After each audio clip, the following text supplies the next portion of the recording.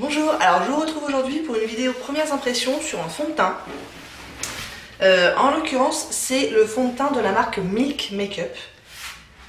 Donc voilà comment il se présente. Moi je l'ai acheté à New York il y a 3 mois, je ne l'ai pas encore essayé.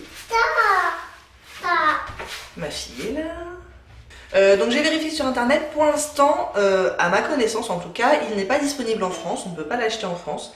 Mais à mon avis ça ne saurait tarder quand même, puisque je suis allée sur le site de Milk Makeup et ils disent que pour l'instant ils ne livrent pas en France mais qu'ils sont en train d'étudier la question. Donc je pense qu'à un moment donné ça va se faire. Si jamais vous allez aux États-Unis, il est vendu chez Sephora, c'est là où je l'ai acheté. Ça peut aussi intéresser celles qui passent par Chipito. Moi je l'ai jamais fait, mais pareil ça marche plutôt pas mal. Donc voilà comment ça se présente quand on l'achète. Donc c'est dans un packaging un peu transparent comme ça. Moi en l'occurrence je l'ai dans la teinte fer, qui veut dire pâle. Bon, ma fille va faire du bruit. Et voilà comment ça se présente. Donc c'est un tube tout à fait classique ma foi, qui fait 30 ml. Et donc ça s'appelle le Matte Foundation. Donc ça va être normalement un fond de teint mat. Il est vendu au prix de 40 $, ce qui en euros doit faire quelque chose comme 37-38 € peut-être, quelque chose comme ça. Et c'est le Blur Liquid Matte Foundation. Blur ça veut dire flouté, donc on va espérer d'avoir un truc qui perfectionne bien le teint. Il est disponible en 16 teintes qui ont l'air ma foi d'aller du plutôt très clair jusqu'au plutôt très foncé. Il y a l'air d'avoir une bonne répartition des couleurs. Et moi en l'occurrence le fer là c'est la deuxième plus claire. Il y en a une encore plus claire qui s'appelle Ivory Fair. Donc moi je l'ai testé en magasin, donc j'avais l'impression que c'était la bonne teinte, on va croiser les doigts, en tout cas pour l'hiver. Sur le site de Milk Makeup, ils disent que c'est un fond de teint avec une couvrance totale. C'est pour tout type de peau apparemment, hein, pour peau sensible, normale, mixte et grasse. Donc ça couvre un peu tout. Il n'y a peut-être pas les peaux très sèches, puisque c'est un mat. Alors j'essaie de vous le traduire de l'anglais au français à peu près en temps réel. Donc c'est un fond de teint léger, avec une couvrance totale, sans gras, sans huile, sans silicone, et qui laisse la peau respirer normalement. Il dit que ça minimise l'apparence des pores et des imperfections en utilisant des microsphères qui floutent le teint. Ce sont des toutes petites sphères remplies de poudre qui diffusent la lumière et fait un effet focus. Ils disent aussi que pour minimiser le contact avec l'air, ils ont fait une pointe comme ça, toute petite, pour qu'au maximum le produit ne soit pas en contact avec l'air. Il est sans parabènes, sans sulfate, sans phtalate. Il est vegan, sans gluten. Est-ce que c'est vraiment intéressant dans le maquillage? Je suis pas sûre, j'en sais rien. Sans silicone et cruelty free, vous savez, c'est pas testé sur les animaux. C'est une marque très récente puisqu'elle date de 2016 seulement. Et maintenant ils ont une gamme quand même assez large. Ils sont assez connus pour leurs ombres à paupières crème qui apparemment sont super. Moi j'en ai pas acheté, j'ai trouvé un peu cher. Ils ont aussi, qu'est-ce qu'ils ont d'autre? Ils ont aussi pas mal de rouge à lèvres. Je crois qu'ils ont une correcteur. Enfin voilà, ils ont pas mal de trucs maintenant.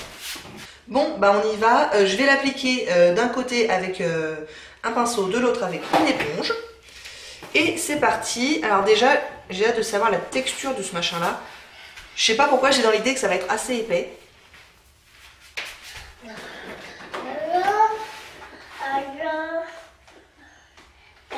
Bah c'est pas si épais que ça. Ça coule un petit peu quand même. C'est pas une crème, hein, ça reste un liquide. Donc ok. J'ai l'impression que j'en ai un peu beaucoup pour la moitié du visage. Oh, quoique. Bon bah c'est parti. Sur ce côté-là, j'y vais avec le pinceau. C'est toujours le Marc Jacobs The Face 3.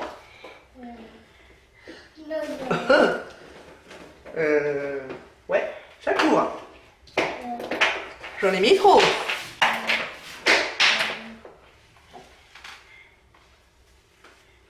Ah la vache.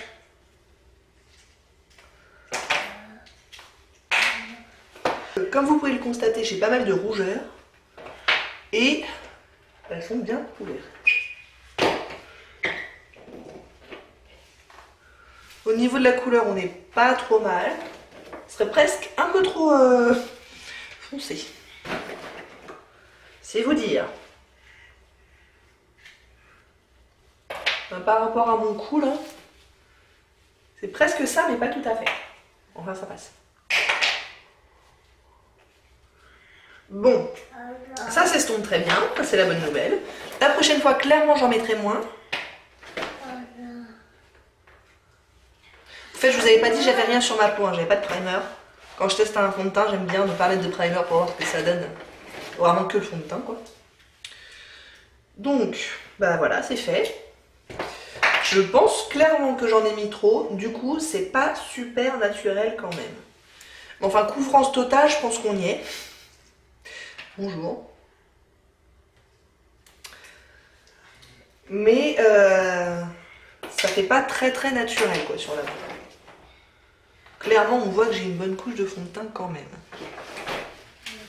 Est-ce que vous le verrez? Je vous zoome un petit peu, tiens. Je trouve que ça fait un petit peu keki quand même. Mais après c'est peut-être de ma faute, hein. Si j'en mets moins, ça va sûrement régler le problème. Bon, j'espère qu'il va me plaire parce que quand même 40$, c'est pas donné, hein. On est quand même sur une gamme de prix qui est assez haute, je trouve. Donc, faut que je l'utilise. Bon, bah on va passer à l'éponge de l'autre côté. On est reparti. Je vais quand même essayer d'en mettre globalement la même quantité, sinon la comparaison ne se fait pas bien, quoi. C'était à peu près ça, je pense.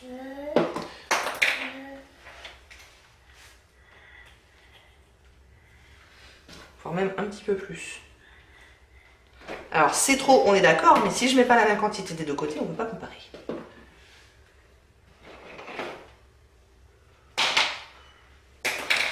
J'utilise mon éponge de Sheryl Techniques, qui est humide.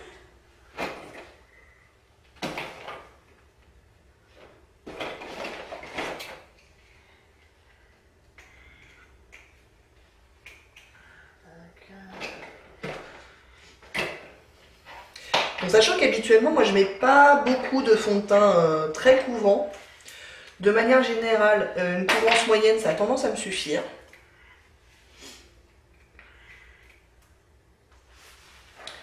Du coup, on va voir.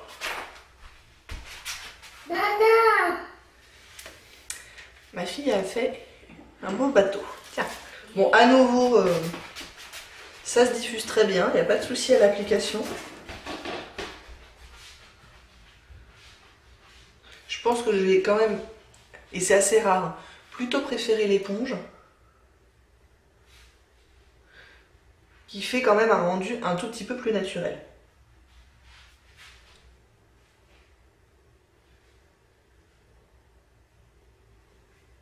Alors forcément avec l'éponge on perd un petit peu de couvrance, toujours, parce que l'éponge boit du produit et comme c'est humide, forcément du coup le produit se dissout très légèrement, donc on perd un petit peu de couvrance.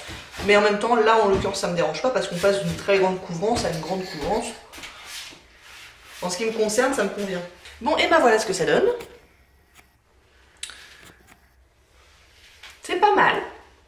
Je trouve que ça a un petit peu tendance quand même à accentuer ma texture de peau, les petits défauts que je peux avoir parce que j'ai pas une peau qui est super lisse.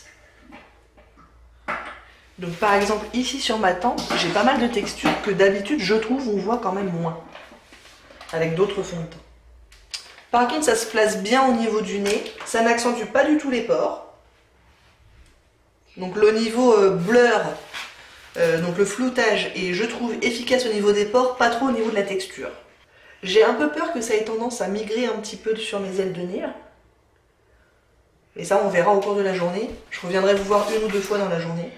Vous voyez qu'avec l'éponge, on garde un petit peu de glow, il est moins mat que le côté pinceau. Et ça encore, bon bah ça s'explique évidemment par le côté humide de l'éponge. Donc au niveau de l'éponge, il est plus tout à fait couvrance totale parce qu'on voit encore un petit bouton. Hein. Alors que côté pinceau, ouais, il y a plus de couvrance. Clairement. Bon, et bah c'est tout pour l'instant. Je finis mon maquillage rapidement et je reviens vous voir.